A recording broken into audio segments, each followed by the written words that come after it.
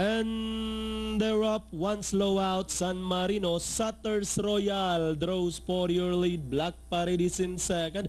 Down in third, moving up on your knees, running on the outside, Henry the 8, following by Scout Ranger, and San Marino is bringing up the rear as they leave the straight. And as they leave the straight, Sutters Royal in command by about a length and a half. Black Parade is in second. Down in third, on your knees, followed by Henry the 8, Scout Ranger, and San Marino is still in behind them.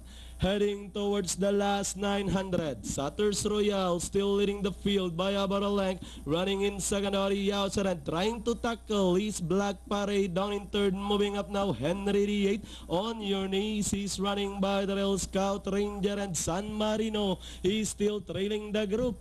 Heading towards the last 600. It's still Sutters Royal back to 3/4 of a length lead. Black Parade remains in second. Closing in third is Henry the 8. Heading towards the last 450. Sutters Royal back to 2 lengths lead. Black Parade moving up now is Henry the 8 and Scout Ranger as they swing for home. We have Sutters Royal. Black Parade remains in second. Running on the outside, Henry the 8 and by the rail on your knees, Scout Ranger. San Marino with the last 200 meters more to run. Black Parade moving up on the outside. Sutters Royal in between runners by the rail is Henry the 8, but Black Parade now in command. Henry the 8 is by the rail and leading the finish line. Black Parade, Henry the 8, and finally Black Parade, Henry the 8, Sutters Royal, and number 1 San Marino on your knees, Scout Ranger.